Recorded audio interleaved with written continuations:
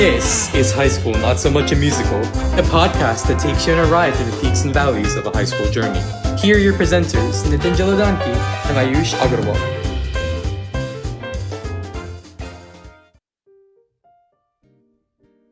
So we talked a lot about talked a lot about your law experiences now and kind of why you shifted from law to teaching. So now we can talk a little bit more about teaching itself. So obviously, as Rishi mentioned, you teach AP Government and Politics.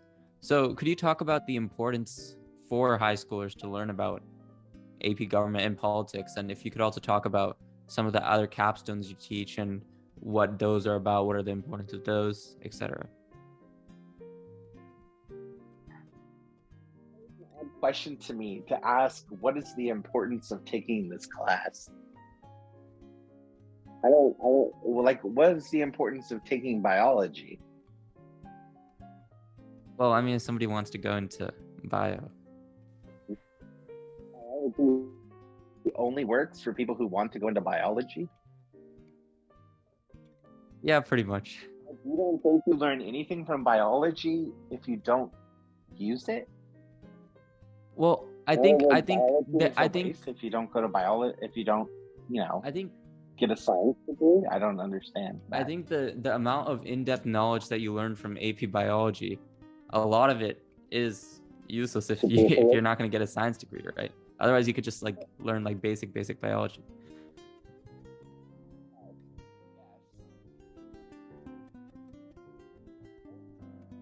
I just never thought of my education that way. I always thought of my education as teaching me to think and giving me multiple experiences. And those experiences, or some of those experiences, would be of great interest to me that I'd want to study them more. For me, it was history and economics. I loved those classes. By far my favorites. And I don't know, but I wouldn't say that taking AP Bio turned me off to biology, or that I thought it was a waste learning. I think that it was teaching me how to think or how to digest scientific information, I guess. I don't know. I just never thought about it that way. But I guess what I always tell students is that I think government is the most important class that you'll take, because I think no matter what you do in life, government and politics should relate to you, because you live in a democracy. And part of living in a democracy is this need to participate. And we want people participating. We have plenty of people participating who have no clue what's going on or how to think about issues, or relationships among different political institutions. So to me, it's the one class that is going to definitely relate to everyone. I don't think that you're being honest with yourself if you say, boy, I didn't need to know. I mean, if you're evaluating the courses like this, I don't know how you could walk away from AP Gov and saying, I don't need to know that. Because how can you live in a democracy and say that you don't need to understand how it works? So, like me, I'm very biased, though. I don't know if you know that. But I do think the class is super important. And I think that students, when you sit back, and I mean, maybe Ayush and Nitin, you're at this point already, but maybe definitely at some point you'll look back and you go, wow, Gov was a pretty easy class now that I look at it looking back. But I think it's hard for most students in ninth grade. There are plenty of students who it's not hard for, and that's fine, that's great. But I mean, hopefully I add something new or some new kind of thinking about it for you. But I think for a lot of students at the first glance, it's difficult because they've never had to think about the information that they're learning in the way that the course requires. that they've never had to, they've learned about the executive branch, the legislative branch, and the judicial branch. But they've never really learned, and they've learned about the idea of checks and balances and separation of powers. But I don't think that they've ever learned how they all connect and work together, and certainly not to the extent of thinking about influences of other institutions like political parties and interest groups and the media, and how that all connects together. And certainly not the in-depth look at civil rights and civil liberties that are required of the course.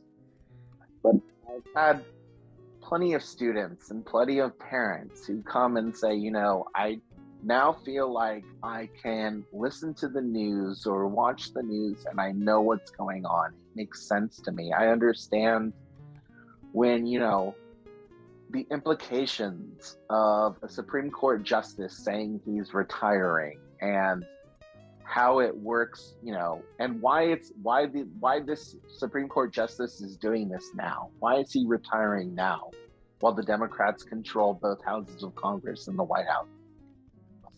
Why is he doing that now? And what is that going to look like? And what kind of justice is this president going to pick? And why is that important? Why does that matter?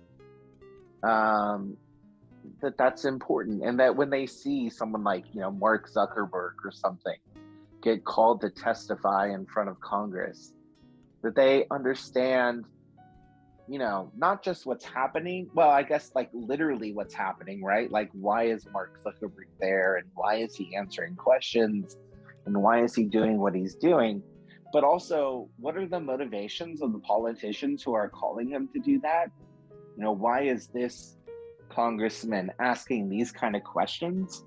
And why is this congressman asking, those kind of questions? And what is the goal here? And what are they hoping to do? And what is, why is Facebook in front of Congress? Or why is Congress dealing with Facebook at a time when, we have so many other things going on? But I think that it's really important for people to start thinking about that. And the other thing is that I hope it gets kids, I shouldn't say kids, young adults involved into voting and participating at a minimum. Because the most ignored group, right?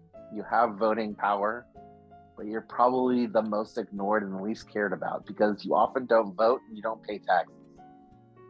Or you don't pay the kind of taxes, that someone in their, older years, not older years, but older than a young adult would be paying.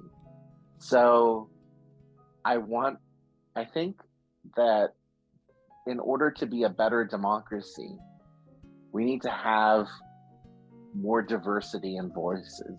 And I think that young adults are someone who can be heard more, I guess. How's that? Did that answer your question? Yeah, I think that does a really good job of answering our question, because you were saying that AP Gov was probably one of the easiest APs that we took. And I think that because we took the AP online, it was a lot easier, because I think Ayush can testify for this. The multiple choice is brutal for Gov. It's one of there's so much memorization that you have to do, which makes sense. It's not memorization it's not strict memorization, right? Yeah. You have to memorize, you have to know the terms Monster vocab. to know how to apply them. Yeah. So that's a lot more monster application. vocab. Yeah, exactly. Because if you don't understand divided government and hyper partisanship and party polarization, you're not going to be able to answer a question about if they gave you a chart that showed that party line voting has increased in the last 30 years, and what does that mean for government, the Congress's ability to pass legislation? Well, because of party line voting, we're going to have hyper partisanship, which is going to mean that compromise is far less likely to happen, which is going to lead to divided government. Which is going to lead to gridlock, which is just going to mean there's going to be less bills being passed. So you have to understand those terms to be able to analyze. And students who understand that sooner have a much easier time in the course. But I feel like at some point there's a light bulb moment for kids. It might not be till March when we go back and review April, and go back and we review the whole year. You're like, oh my God, now I see how it connects. For some kids, they see it right away, but for some, there's a delay. At some point, there's a light bulb moment. If you're not a puddle on the floor during class and not paying attention.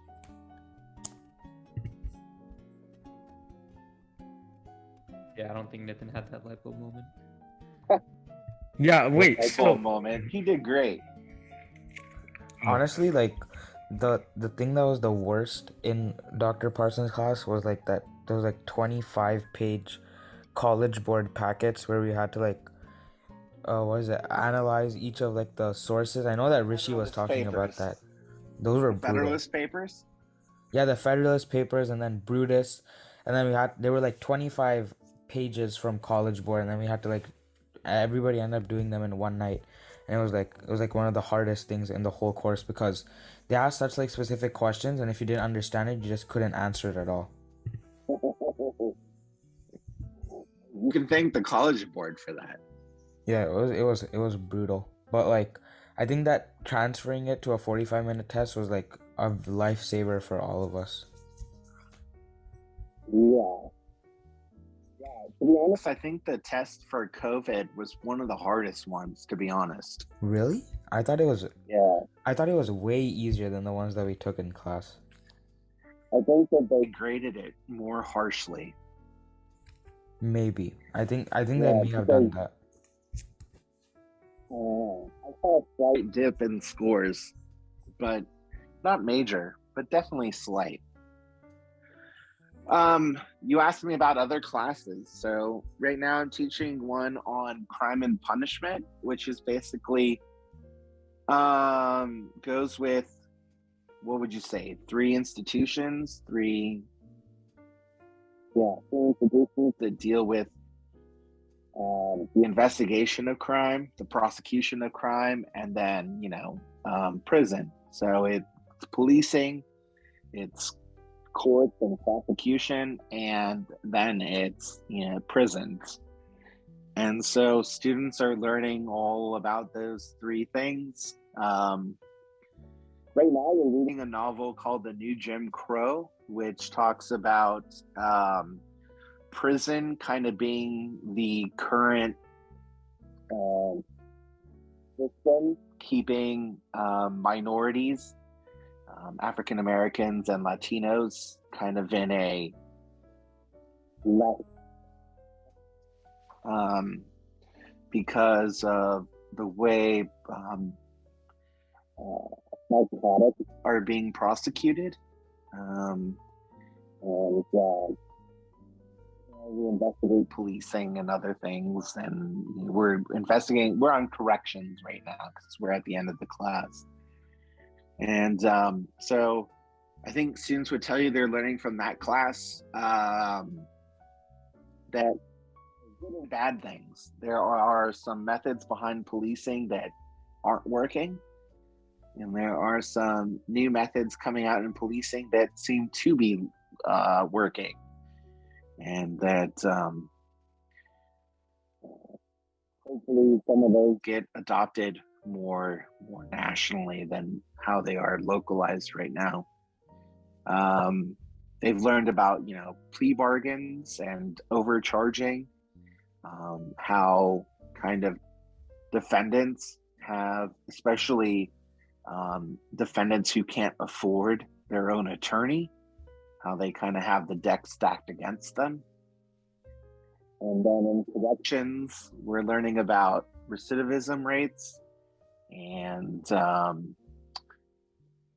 private prisons and kind of the negatives of pleading to a felony and what that means for you and the rest of your life.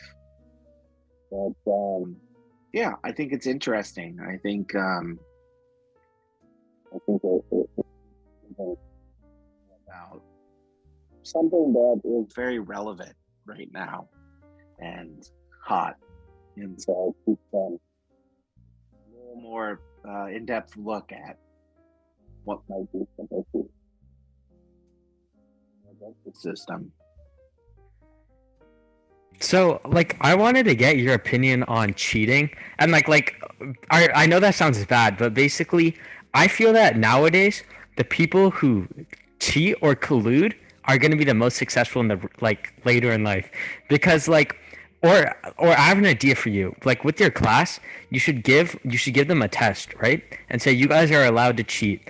And then you have to find the people that are working with each other and give them all hundreds, right? Or give them the grade that they get. And the people who don't cheat, they get a 0, because there's never going to be a moment later in life where you're not going to be able to work with someone. So I feel like in high school, we should be taught how to cheat so we can be successful.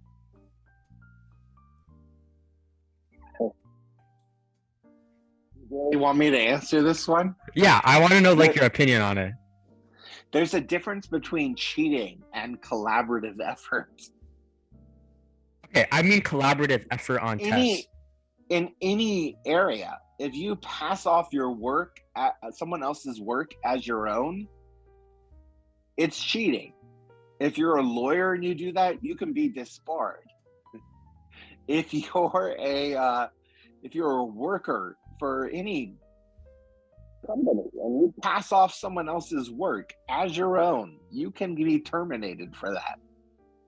It's not the opposite. You should learn not to do that in high school, because I feel like the stakes are less. We're a little more forgiving. If you do that in a university, you're toast. If you turn in a research paper that you cheated on, are you kidding me? You're in trouble. I don't know where you're going with that one, Rishi. Oh no, I meant you're way out there. No, I meant that why don't high schools implement collaborative testing, where you work with a partner to take a test, because later in life you're gonna be working with more people. That's not cheating. That's not cheating. So I mean, collaborative testing, I feel like we could have, we may not call it testing, but there's definitely collaborative assessment. So you're saying you want more collaborative assessments? Yeah, because that's actually beneficial. You know what happens there is that there's always someone who has done more of the effort than there's always going to be someone who, oh, this is collaborative, so I can just make sure I'm with my friend, she knows everything, and then I can just slack off. But then you're going to tell me that when you go to the real world, there are people who slack off too. And still, yeah, sure. But does it mean that in an academic institution it gets to be accepted or taught?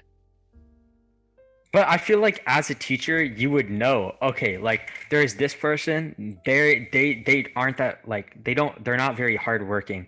And then there's this other person who also isn't very hardworking. So you could group those two together so they would put in equal amounts of effort. And then you could take the two nerds and you can pair them up together. So you can do that. Why? Because so then you make sure that everyone's working the same amount. Rishi, what are you talking about?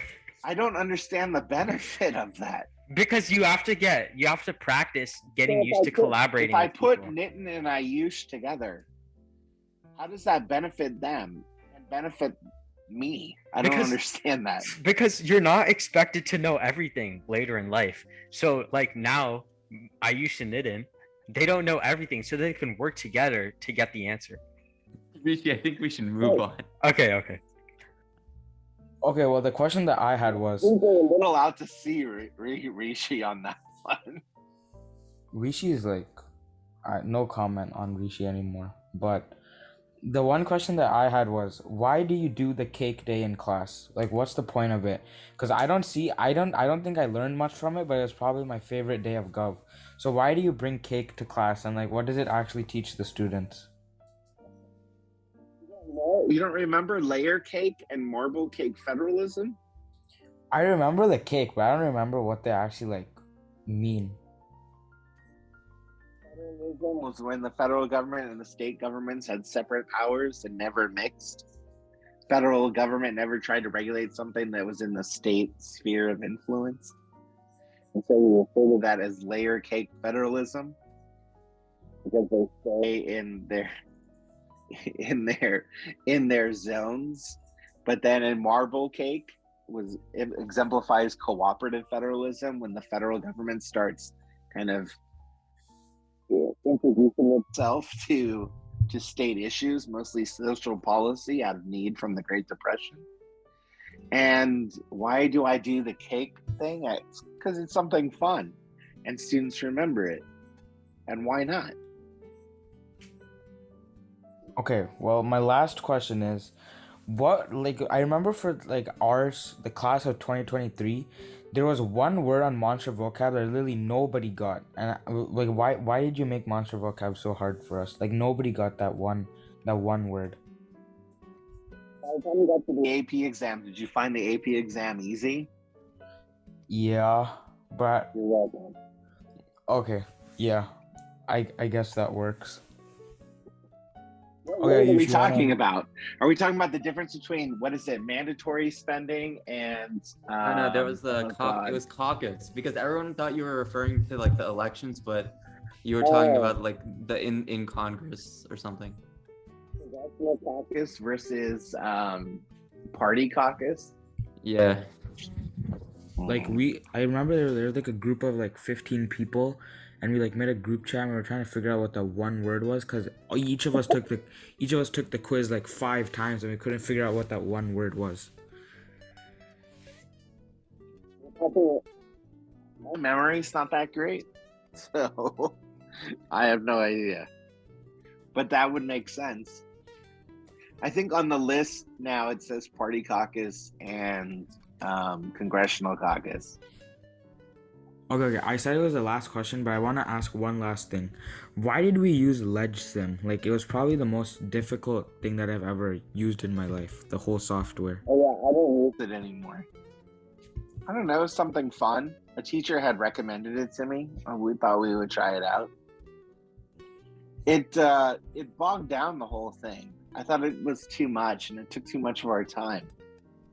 And quite honestly, I think that students get enough out of it in what I do, what I'd done before that, and what I do. You're talking about. I know some teachers don't change their class from year to year, but I do. I change my class quite a bit. I know there's stuff that repeats, but I mix stuff a lot. I change up questions, I change up the slides, I remove activities, I shift them around. So asking me about a class, what would it be? 3 years ago, 2 years ago? It's different now. But I will tell you this, that the project now is what it was before, and that you're assigned the role of a congressman still, but you just have to write a bill, and then we have a 2-day simulation with committees and full Senate where you try to get your bill passed. But aside from that, it's not a full. What did we do? A trimester? I can't remember. We never got to do our full Senate, right? Because then COVID came and we never got to it, right? Mm-hmm. No, yeah, you guys were the first year of LegSim? Or second? I think we did 2 years. No, but then we were second, I think, right? You must have been second. Yeah. Okay. But I think it was the first year that we tried to like really go into it and do everything that it was offering, and it was just too much. It was just too complicated. Like half of our class couldn't find like the login for it half of the time. I don't know why. Yeah, and then like where to put in the certain things, it didn't make sense. They need a software developer to go in and redesign the whole site. Do you remember the stuff with like the caucuses that people were forming? Like, do you remember Freedom Caucus? Freedom And, Caucus. Liberty Caucus? What was that for? I don't even remember. Ledsim. Vishak Form a was spearheading caucus that and then try and influence other legislation. Interesting. But again, the Astor way it's started set up Freedom is Caucus. so. Who did? Astor. We did one huge Senate, right? Like all 4 classes were in one Senate. Yeah. I could do that again, but just take it outside of legislation. The whole creating caucuses and all that seems really interesting.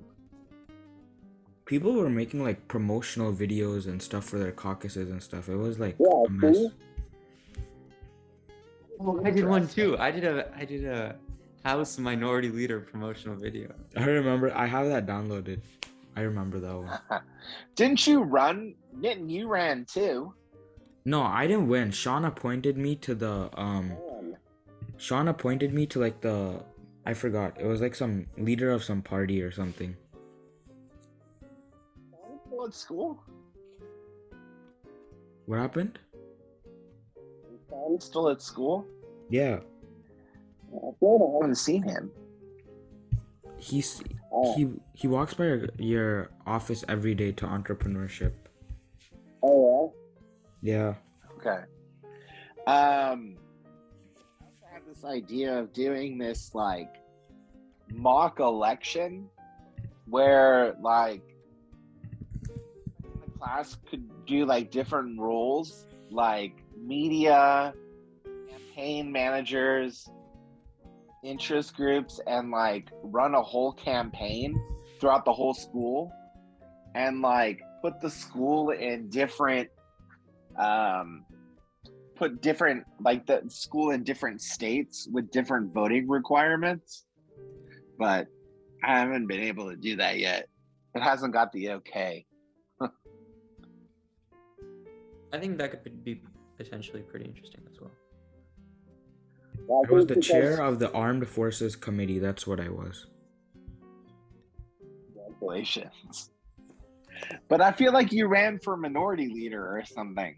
No, I feel like I didn't saw. run for anything. Remember a video speech for you. Ayush made one. I never made one. Ayush's. I can send it to you. I have it downloaded. I think the interesting thing for those things Yeah, you can use that as is an example for everyone else's. the differences from classes, like within a given year, like different sections. Some sections will go like super crazy into it, and some will be like super silent and not as outgoing in like these things, and then others will be okay, and then some will just be super intense, like go into it. It's always interesting, the differences among classes. It just I think our class was like a mixture of super intense and super humorous. probably because I had your classes. Ayesha and Nitin, you were in the same class, right? And it was like second period. We were First first period. period. Yeah.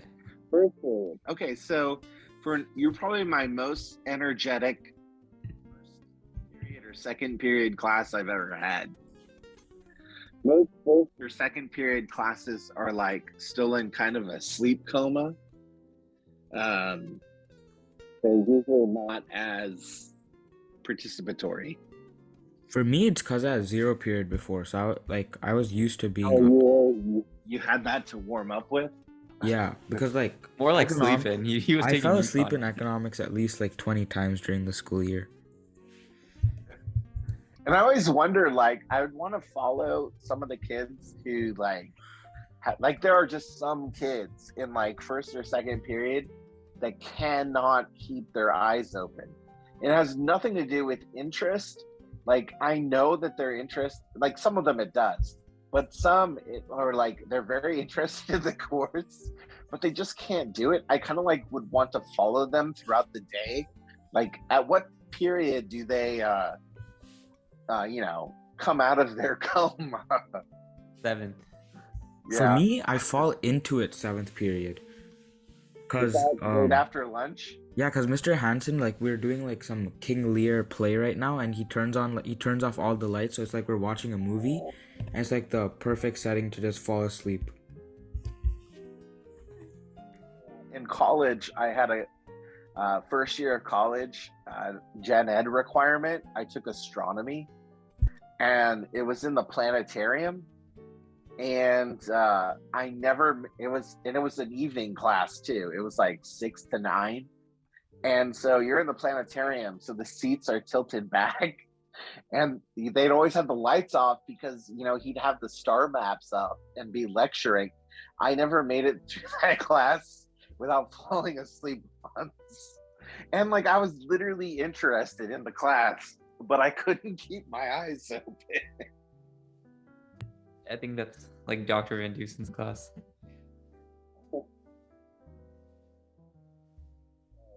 It was rough. Anything else I can do for you guys? The great thing about being a lawyer and not practicing law? You still have to pay a fee to be a non-practicing lawyer. Oh, You're a wait. member of the American. Well, you're a member of the California Bar Association, and so every year I have to cut a check for I think it's like $180 to not be a lawyer. Well, For you and your wife? Yeah, so it'd be double. To be inactive. And what that does is I stay inactive, but if I ever want to practice law, I think to be an active lawyer, it's like $400 and something a year. So I would have to send in a check for $300, whatever the difference is, right? Between 180 or whatever it is. I think it's like $300. So the moment I send that in, I can start practicing law. But if I didn't do that, if I said no, I don't want to pay the fee, I don't want to be inactive, then I have to retake the bar exam if I ever want to practice law. And I'm never, ever taking that exam again in my life. So Is it that grueling? Check, no problem. What? Is it that grueling? Oh yeah. Yeah, it's hard. You think it's worse than the SAT? Come on. The SAT is easy compared to that. So I was an SAT prep tutor. So I used to teach students. In fact, my first year at Bisbee, there was only a junior class. There was no senior class the first year. So 3 of the students in that class, I had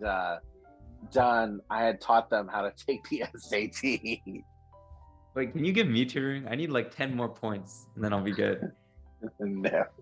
Yeah, okay, that's the other thing. The difference between 10 points on the SAT, like, are you kidding me? Like, it's one question. Man. When I was in high school, I forget what I was doing. Some reason I was in the library. I think I had to check something out for school for a project or something. And there was a mom in there with a student who was really smart, like might have been like number 1 or 2 in our class. And the librarian was also the college counselor. And the mom was telling the librarian that he had to go take the SAT again because he didn't get a perfect score yet. And the woman behind the counter was trying to explain to her, like, if you take it 3 times or 4 times and then you finally get the perfect score, it doesn't mean what you think it does to the schools because you've taken it so many times. And she was trying to explain the difference between, what this student had gotten and a perfect score. And it was like you said, like one question, or like, on average, a question and a half or something. And they would not let it go, that he had to register and take it again. And she kept telling them it's not in your interest to take it, but they wouldn't listen. I feel like Yeah, might that is be fair. You, Ayush. But see, Was it we're Ayush Asian that's males asking me that go to for private school. tutoring? Sorry?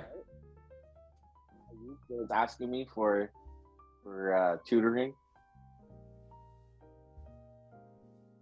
Ayush, were Wait. you the one who was asking for tutoring on the SAT?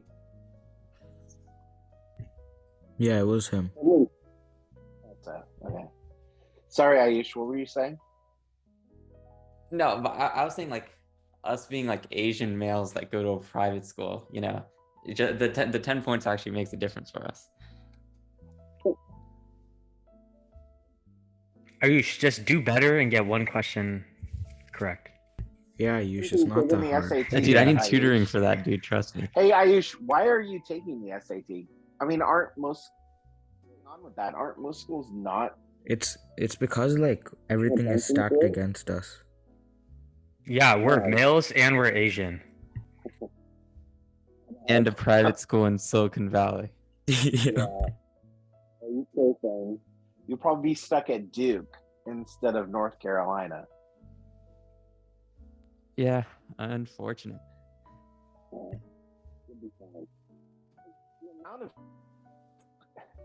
think there's just as a parent, I see everything is becoming so competitive. Like now, even athletics is competitive, and clubs are competitive. Like I played baseball in high school. I didn't play on a travel team. There wasn't really this emphasis on travel teams when I was in high school. But you played little league or whatever, and you could get on the high school baseball team and play and all that, and get looked at, or put it on a college application or whatever. And like now, you like you're playing little league, like playing it 3 months a year isn't enough. You have to like commit to a sport, one sport, and play it 12 months a year, and be on a travel team that does it in the fall, and then another one in the spring, and then it's just everything is getting way more intense. It's crazy. Yeah, I miss like the elementary feel school for you days guys. where you could just play like little league and basketball like 5-6 days a week. Yeah, right. My nephew had to pick between he was on a travel baseball team and a travel hockey team, and he was like, "Oh, I just have to pick one because they're taking way too much of my time." Because he's in 8th grade, he's gonna be going to high school. He was like, "Oh, I just have to give up on one." So he gave up on baseball, and he's playing hockey. And he was like, "Yeah," and Bellarmine, because he's going to Bellarmine. He was like, "Yeah, Bellarmine, baseball team, like if you're not on a travel team, you're not making the high school team." That's just crazy. I feel for you guys. It's rough. Yeah. Anyway, does anybody else have anything to add? I think like Dr. Parson, we normally do a tips question at the end of every podcast. We like ask our guests to like give any tips to the audience. So like if you have anything to tell the audience, it's just free time for you to say anything you want. Oh God. Isn't that what? Literally anything, like high school, Law. law. I had that whole like work in a law office thing. Yeah. Isn't that enough? Yeah. Okay, well, Rishi, do you have anything else to say No. I'm just Bes- saying I besides felt kind of collaborative tests? yeah, like I felt kind of left out because like no one asked me any questions, but I guess that's fine. I thought I'm supposed to be asked the questions, and you're supposed to do the asking. Yeah, but like Yeah, Rishi, I mean, you guys were talking about stuff that I didn't get to experience because I was online. that's tough. How's your sister? There's a What? question. How's your Uh, sister doing? She's How's a college apps going for her? I mean, she only got one decision, and that was from Purdue Computer Science. Share her stuff. What? Don't share her decisions. Oh, okay. Ask you a question. How about this, Rishi? Why, when you were on distance learning, did you always have that microphone in your face that you could never adjust Oh. properly? Oh, basically, I thought it would be cool to get Rishi, one. do you want to because- turn your camera on and show us? No. So basically, I thought it would This be cool. gigantic microphone. So basically, the reason I got it was so that I could talk to my friends during class. So I can mute my microphone like on Zoom, right? Or no, my microphone could be unmuted on Zoom, but then I can mute the microphone that was in front of my face. So like then I could talk to my friends, but also if a teacher ever had to ask me a question that I didn't know, I could unmute and then mute that microphone and be like, oh, like text in the chat, my microphone's not working. Seems like a lot of effort. No, but it's smart, especially in our literature class, where all we And did Spanish. was And yeah, Spanish. and Spanish, where all we did was analysis and talk in a language that we have no idea, like how to say anything in. It's smart. Oh yeah, that's another point. I think foreign language in high schools is really irrelevant, because I think all high schools Rishi, should. just because we've had bad experience with foreign language doesn't mean that it's bad for everybody. Okay, but wouldn't it be a really good idea to teach high schoolers like ASL? Because that's something that would actually get them a job in the future, not knowing how to say like "How are you" in Spanish. Rishi, I don't know what we're gonna title this podcast. We've been talking about everything. Yeah, I just want to Yeah. get Dr. Parsons' opinion on Foreign language I took in college. What? ASL. Really? You know what foreign? Yes. Yeah. Well, why can't basis teach ASL? They're not gonna hire a teacher and pay them high enough for that. What? I don't know. ASL would be interesting. Yeah, I think because you get a lot of yeah. students interested. yeah, like But I'm is pretty it- sure. Oh, yeah. There's no AP exam for ASL.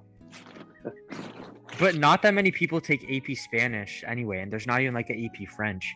Like I'm pretty sure a lot of kids in Spanish and French would be more than happy to leave that class and take ASL.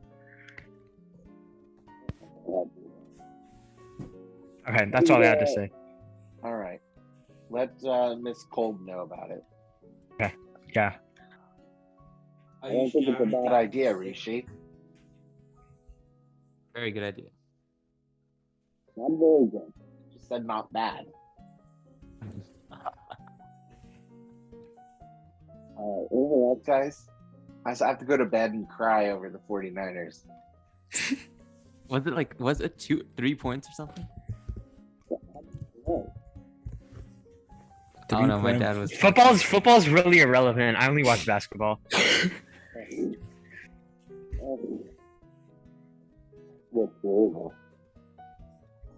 Sorry, guys. How do you feel about Tom Brady's retirement?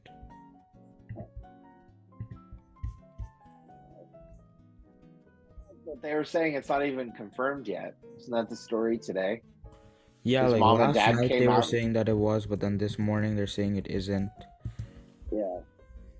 Someone put together a joke because it was Adam Schefter who tweeted it that Tom Brady was retiring, and so someone put together a tweet and was like, it was like from Adam Schefter saying, "I can confirm the Chiefs will be playing the 49ers in the Super Bowl in 2 weeks." Oh wait, the Ooh, that's Super Bowl sad. is really soon. Bro, I hate Super Bowls because I invite all my friends and then we get Taco Bell and like our shits are absolutely massive the day after and like we throw up. Oh, Like I feel disgusting after Super Bowls. Okay. Thank you for that. Mute him. Rishi.